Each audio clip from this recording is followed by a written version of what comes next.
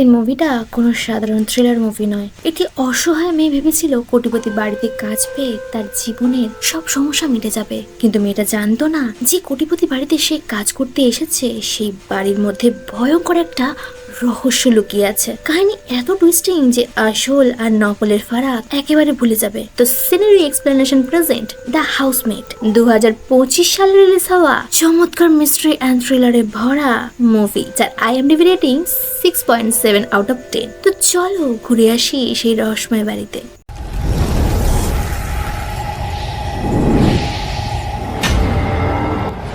বেশ শুরুতে আমরা দেখি মিলি নামের একটি মেয়ে চাকরির খোঁজে ধনী ব্যবসায়ী উইনচেস্টারের বাড়িতে এসেছে। বাইরে দেখে বাড়িটা যেন স্বপ্নের মতো সুন্দর, কিন্তু এই বাড়ির চার দেওয়ালের মধ্যে এমন কিছু লুকিয়ে আছে যা মিলির জীবনটাই বদলে দিতে চলেছে। বাড়ির মালকিন নিনা প্রথমে মিলির সার্টিফিকেট দেখে অবাক হয়ে গিয়ে বলে, এত ভালো পড়াশোনা করে তুমি হাউসমেটের কাজ করতে এসেছো কেন? মিলি হেসে বলে, আমি ঘরের কাজ করতে খুব ভালোবাসি। কথাটা শুনে নিনা প্রশ্ন বেশি না করেই মিলিকে কাজে রেখে দেয়। তবে নিনার একটি শর্ত ছিল, মিলিকে ঘরের কাজের পাশাপাশি নিনার ছোট মেয়ে সিসিকেও দেখাশোনা করতে হবে। নিনা বলে, আমি গর্ভবতী, তবে এখনো এই বিষয়টা আমার স্বামী অ্যান্ড্রুকে জানাইনি। আমি যাই সঠিক সময়ে অ্যান্ড্রুকে একটা সারপ্রাইজ দেব।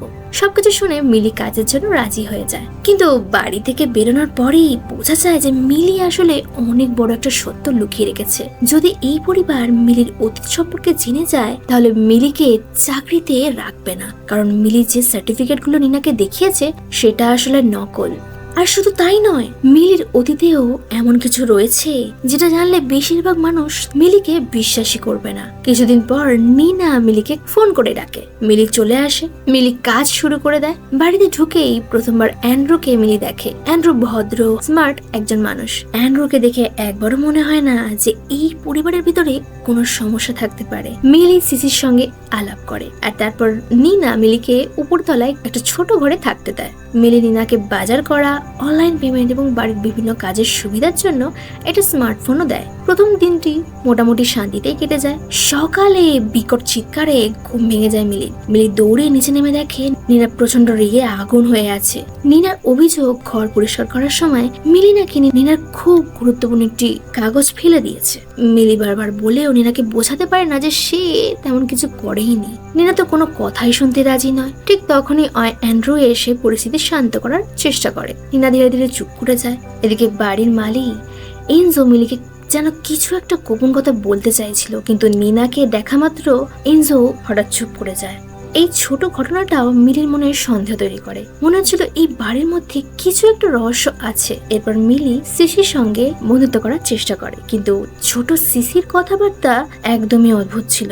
সিসি বলে যে জুস একটা আশীর্বাদ, তাই নোংরা গ্লাসের জুস খাওয়া একদমই উচিত নয়। যদিও গ্লাসটা পরিষ্কার ছিল, তবুও সিসি এই ধরনের কথা বলেছিল। কথাটা শুনে মিলি একটু অবাক হলেও বিষয়টা গুরুত্ব দেয় না। দিন যত এগোতে থাকে, মিলির চোখে ভদ্র শান্ত চরিত্রের অ্যান্ড্রুর প্রতি একটা আলাদা আকর্ষণ তৈরি হতে শুরু করে। অন্যদিকে মাঝে মধ্যেই নিনা অকারণে রেগে যাচ্ছিল, কখন আবার এমন আচরণ করছিল যেন কিছুই হয়নি। একদিন মিলি পেরোল অফিসে যায়। আসলে মিলি 15 বছরের সাজা থেকে প্রায় 10 বছর জেল খাটার পর মিলির ভালো আচরণের জন্য পেরোলে মিলিকে নতুন জীবন শুরু করার সুযোগ করে দেওয়া হয়েছিল। পেরোল অফিসার মিলিকে বলে, উইনচেস্টারের বাড়ির কাজটা ধরে রাখার চেষ্টা করো, না হলে তুমি আবার 5 বছরের জন্য জেলে চলে যাবে। মানে এইটাই ছিল মিলির একটি গোপন রহস্য। এরপর মিলিকে নিনা তৎক্ষণাৎ ফোন করে। নিনা রাগী গলায় মিলিকে বলে যে সিসিকে ব্যালে স্কুল থেকে এক্ষুনি আনতে যাও, কিন্তু মিলি ব্যালে স্কুলে যাওয়া মাত্রই সিসি মিলিকে বলে, আজ বন্ধুর বাড়িতে থাক, আর মা তো সবকিছু জানে, তবে তুমি এসছো কেন? মিলি ভাবে নিনা আসলে কি করতে চাইছে, কেনই বা মিলিকে এরকম ভাবে অপমান করছে। একদিন রাতে মিলির ঘুম না আসার মিলি ডাইনিং এ টিভি দেখতে থাকে, আর অ্যান্ড্রু এসে যোগদান দেয়। অ্যান্ড্রু মিলিকে নিনার ছোটবেলার কথা বলে। নিনার ছোটবেলায় নাকি নিনার ঘরে আগুন লাগে আর নিনার বাবা আর মা মারা যায়। পুলিশের ধারণা ছিল যে নিনাই নাকি আগুন লাগিয়ে দিয়েছিল। মিলি তো এই কথা শুনে অবাক হয়ে যায়। এই কথা চলাকালীন নিনা সেখানে চলে আসে, আর অ্যান্ড্রু ঘরে ঘুমোতে চলে যায়। আর নিনা মিলিকে শেষ ওয়ার্নিং দিয়ে বলে, মিলি আমার বরকে ফাঁসানোর চেষ্টা করলে আমি তোমায় কাজ থেকে একেবারে বার করে দেবো। কিন্তু মিলির তো কাজটা খুবই দরকার, তাই মিলি বলে, নিনা আমি তেমন কিছু করবো না, তুমি এখন চিন্তা করো না। একদিন নিনার প্রতিবেশী বন্ধুরা নিনার বাড়িতে ঘুরতে আসে। নিনা বন্ধুদের বলে, জানো তো আমি প্রেগনেন্ট। সবাই তো খুশি হয়, কিন্তু নিনা চলে যেতে প্রতিবেশীরা বলতে থাকে নিনা মিথ্যা কথা বলছে। আমরা তো জানি নিনা কিরকম। নিনা নিজের বর অ্যান্ড্রুকে হাতে রাখার জন্য এইসব মিথ্যে গল্প বানাচ্ছে। একটা অদ্ভুত ব্যাপার শুনে মিলি একেবারে অবাক হয়ে যায়। নিনা নাকি মানসিক হসপিটালেও ছিল কিছুদিন। অ্যান্ড্রু কি করে নিনাকে এতদিন সহ্য করছে? মিলির তো অ্যান্ড্রুর অবস্থার উপর সত্যি খুব মায়া হতে থাকে। সকালে নিনা কিছু জামা মিলিকে দিয়ে বলে, নিনা এই জামাগুলো তুমি পরো। আর হ্যাঁ, ব্রডওয়ে শোয়ে 2টো টিকিট এবং একটা হোটেলে রুমের বুকিংও করে দিও। নিউ ইয়র্কে আমি অ্যান্ড্রুর সাথে একটি রোমান্টিক উইকেন্ড কাটাবো। মিলি টিকিট বুকিং করে দেয়। সিসির ব্যালে ক্লাসে মিলিকে একটি মেয়ে বলে, তুমি কি জানো নিনা একটি মানসিক রোগী? অনেকদিন মানসিক হসপিটালেও ছিল, কারণ নিনা নাকি নিজের মেয়ে সিসিকে বাথটবে ডুবিয়ে দিয়ে নিজে অনেক ঘুমের ওষুধ খেয়ে আত্মহত্যা করার চেষ্টা করেছিল। কিন্তু অ্যান্ড্রু ঠিক সময়ে এসে দুজনকে বাঁচিয়ে নেয়। মানে এক এক করে মুভির যা টুইস্টিং সামনে আসছে, মিলির তো মাথা ঘুরপাক খেতে থাকে। মিলি ঘরে ফেরার পর নিনা মিলির উপর চিৎকার করে বলে, ব্রডওয়ে শোয়ের টিকিটগুলো তুমি কেন বুক করেছো? মিলি বলে, আপনিই তো বুক করতে বলেছিলেন। নিনা বলে, আমি একদমই বলিনি। মিলি শোনো, বুকিং এর টাকা যদি না ফেরত পাওয়া যায় তাহলে সেই টাকাটা আমি তোমার স্যালারি থেকে কাটবো। অ্যান্ড্রু এসে ব্যাপারটা সামাল দিয়ে বলে, নিনা চিন্তা করার কিছু নেই, ক্রেডিট কার্ড কোম্পানিতে ফোন করে টাকাটা রিফান্ড করে নেওয়া যাবে। এরপর কিছু দরকারি মিটিং এর জন্য নিনা একদিনের জন্য বাইরে বেরিয়ে যায়। মিলি নিনার ঘরে গিয়ে মানসিক রোগের কিছু ট্যাবলেট পায়। মানে নিনা সত্যি কি মানসিক রোগী? এবার তো এটাই সত্যি মনে হয়। অ্যান্ড্রু মিলিকে বলে, শোয়ের টিকিটের টাকা রিফান্ড হয়নি। আজ তো তোমার ছুটি মিলি, তো তোমার ছুটির দিন তুমি শোতে চলে যাও এবং মজা করো। কিন্তু মিলি বলে, অ্যান্ড্রু যাওয়ার মতো আমার তেমন কেউ নেই। তখন অ্যান্ড্রু মিলিকে বলে, মিলি আমরা তো বন্ধু, তো চলো আমরা দুজনেই যাই। নিনা চলে আসার আগে আমরা ফিরে পড়বো। মিলি নিনার দেওয়া সুন্দর একটি ড্রেস পরে অ্যান্ড্রুর সাথে শো দেখে এবং 5 স্টার হোটেলে খাবার খেতে যায়। মিলি অ্যান্ড্রুকে জিজ্ঞাসা করে, অ্যান্ড্রু আপনি সত্যি কি নিনার সাথে খুব সুখে আছেন? অ্যান্ড্রু বলে, হ্যাঁ, নিনাকে আমি খুব ভালোবাসি। আমি আমার পরিবারের সাথে খুব সুখেই আছি। প্রচন্ড বৃষ্টিতে রাত কাটাতে অ্যান্ড্রু মিলির জন্য একটি আলাদা রুম বুক করে দেয়। মিলির রুমে ঢুকে ফোনের চার্জ দিয়ে দেখে নিনা মিলিকে ফোনে না পেয়ে কয়েকশো রাগান্বিত মেসেজ পাঠিয়েছে। নিনা মিলিকে মেসেজে বলেছে আর কাজে রাখবে না। এই মেসেজগুলো দেখে মিলি তো প্রচন্ড ভয় পেয়ে কাঁদতে কাঁদতে অ্যান্ড্রু রুমে যায়। অ্যান্ড্রু মিলিকে শান্ত করে বলে, আমি ব্যাপারটা সামলে নেবো, তুমি চিন্তা করো না। আর এরপর অ্যান্ড্রু মিলিকে সান্ত্বনা দিতে গিয়ে এই বৃষ্টির রাতে মিলির সাথে ঘনিষ্ঠ হয়ে যায়। এই লোকটা বউকে ভালোবাসে বলার পর হাউসমেটের সাথে যোগাসন শুরু করে দিয়েছে। দারুণ চরিত্র এর। সকালে অ্যান্ড্রু মিলিকে নিয়ে বাড়ি ফিরে দেখে নিনা তখনও বাড়ি ফেরেনি। তারা আবার যোগাসন শুরু করে দেয়। নিনা বাড়ি ফেরার পর নিনা মিলির সাথে স্বাভাবিকভাবে কথা বলে, যেন কিছু ঘটেইনি। আর মিলি আর অ্যান্ড্রু নিনার থেকে তাদের পরকীয়ার ব্যাপারটা একেবারে লুকিয়ে যায়। এবার নিনা অ্যান্ড্রুর সামনে মিলিকে বলে, এত ভালো খাবার বানানো কি তুমি জেলে বসে শিখেছো? অ্যান্ড্রুর দিকে তাকিয়ে নিনা বলে, হ্যাঁ, মিলি তো 10 বছর জেলে ছিল। আর হ্যাঁ মিলি, তোমার অতীত নিয়ে আমার কোনো অসুবিধা নেই।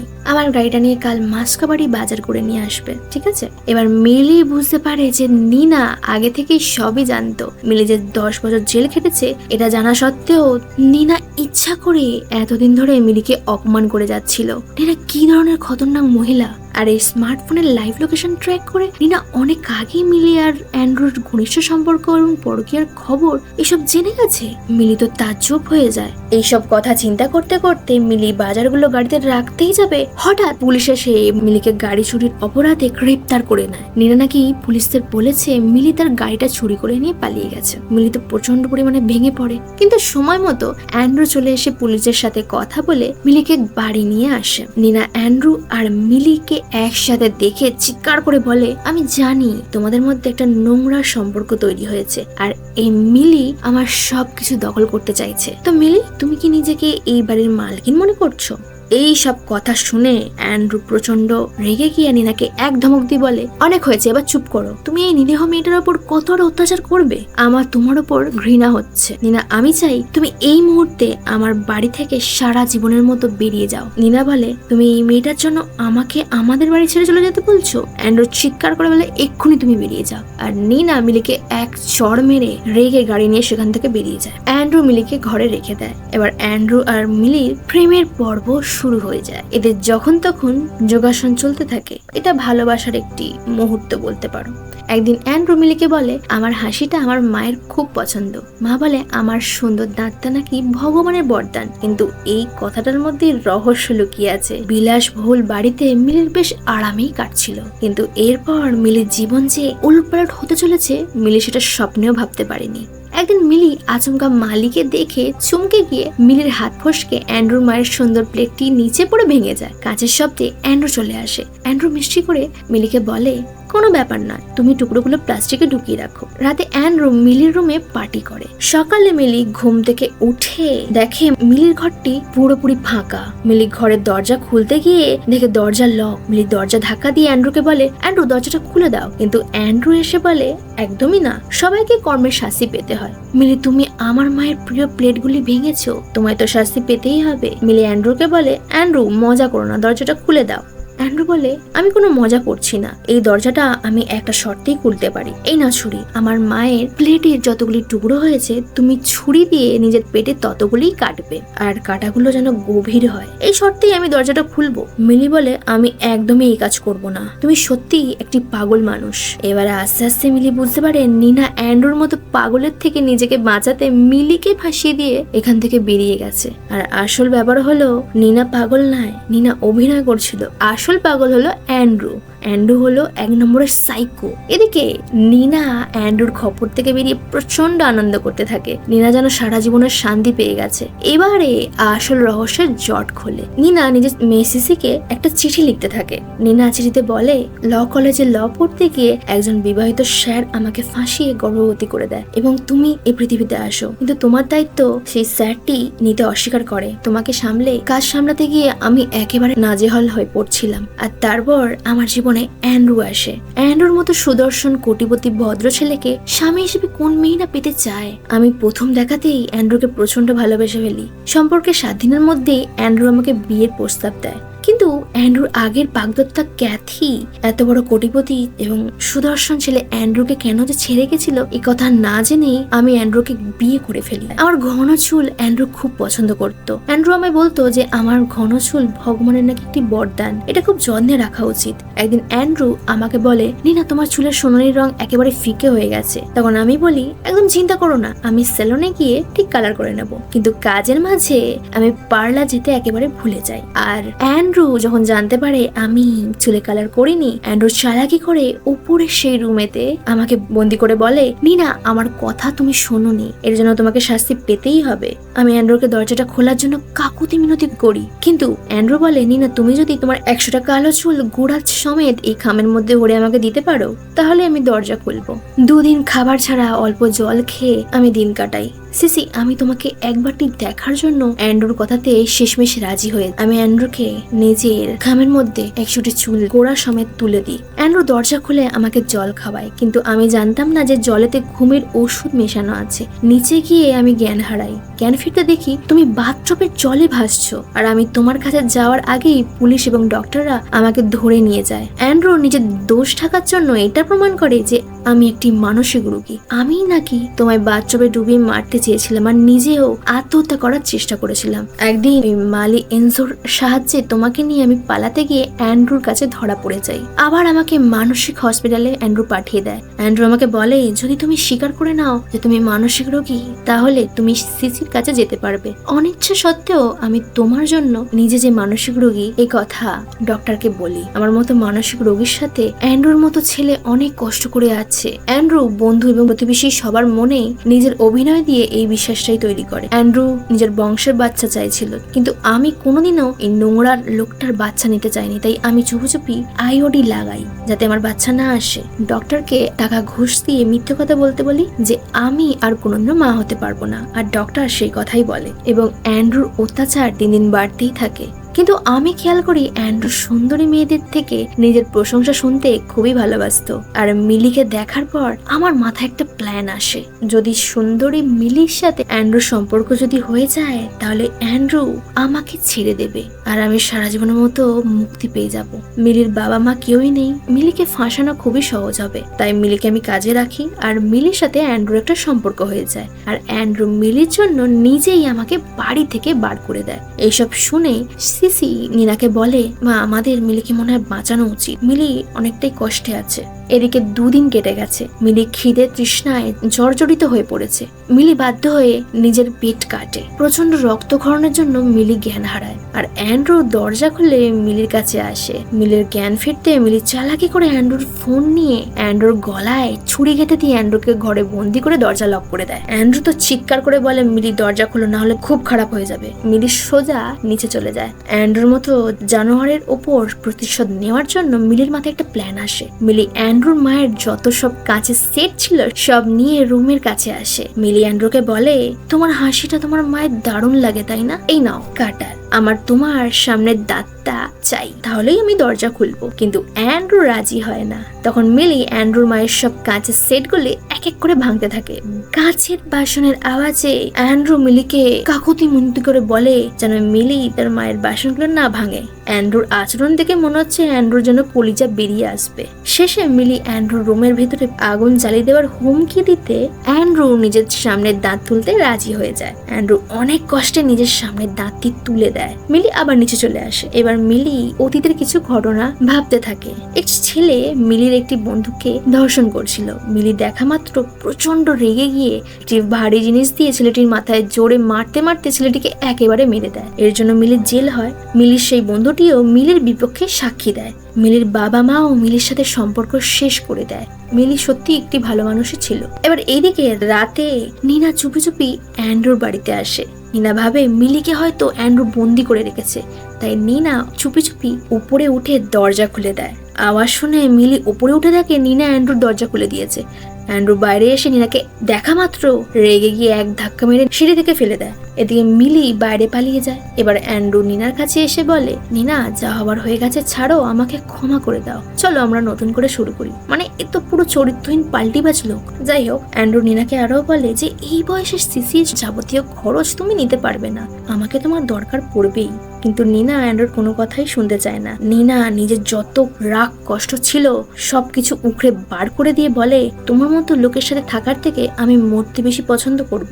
তোমার তো কোনো কিছুই নিজের নয়, সবই তো অন্যের দেওয়া। এই কথা শুনে অ্যান্ড্রু প্রচন্ড রেগে যায়। নিনাকে নিচে ফেলে মারতেই যাবে, মিলি এসে অ্যান্ড্রুকে এক ধাক্কা মেরে নিচে ফেলে দেয়। আর শেষ পর্যন্ত অ্যান্ড্রু মারা যায়। নিনা একটা বাল্ব নিচে খুলে ফেলে দেয়। নিনা বলে যে এই বাল্বটা লাগাতে গিয়ে নিচে পড়ে অ্যান্ড্রু মারা গেছে, এটাই আমি পুলিশকে বলবো। আর মিলি তুমি এখান থেকে পালিয়ে যাও, নতুন করে জীবন শুরু করো। লেডি পুলিশকে নিনা বলে এখানকার সবাই জানে যে অ্যান্ড্রু কতটা পারফেক্ট জিনিস পছন্দ করতো, তাই রাতে ল্যাম্প লাগাতে গিয়ে পা ফসকে নিচে পড়ে যায়। এই বলে নিনা প্রচন্ড কান্নার নাটক করতে থাকে। লেডি পুলিশ বলে, কিন্তু আমি আগে থেকে অ্যান্ড্রুকে চিনি, আমার বোন ক্যাথির সাথে অ্যান্ড্রুর বিয়ে ঠিক হয়েছিল। ক্যাথি এই বাড়ি থেকে ফেরার পর থেকে ট্রমাতে চলে গেছে, এখনো পর্যন্ত ক্যাথি কথা বলে না কারোর সাথে। নিনা অ্যান্ড্রুর শরীরে এবং গলায় অনেক দাগ ছিল আর একটি দাঁত ভাঙাও ছিল। না আমারও মনে হচ্ছে যে এটা একটি দুর্ঘটনাই।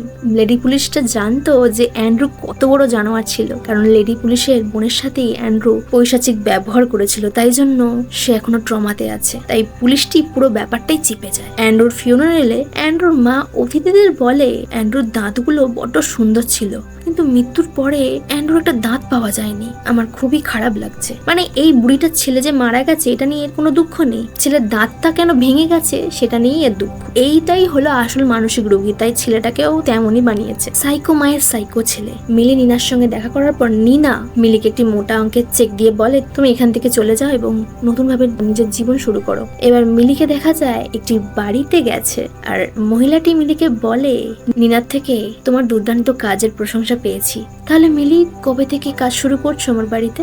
মিলি মেয়েটির হাতের কালো দাগ দেখেই বুঝে যায় যে দারুণ গড়বড় আছে এখানে। তাই মিলি বলে, আজ থেকেই যদি কাজ শুরু করি তাহলে কেমন হয়? মুভিটি এখানেই শেষ হয়ে যায়। সুদর্শন ভদ্র মানুষ মানেই যে সে সরল মনের এবং প্রকৃত মানুষ হবে এটা ভাবা ভুল। যেটা চোখে দেখা যায় সেটা সত্যি নাও হতে পারে। এই মুভিটার মধ্যে এটাই বোঝানো হয়েছে। একটা কমেন্ট তো তোমাদের করতেই হবে, তাহলে ভিডিও বানানোর আগ্রহ আরো বেড়ে যাবে। এই ধরনের বা অন্যান্য স্বাদের মুভির এক্সপ্লেনেশন শুনতে চাইলে সাবস্ক্রাইব করে আমাদের সিনেরিও পরিবারের সদস্য হয়ে যাও। দেখা হচ্ছে পরের ভিডিওতে। এখন টাটা, বাই।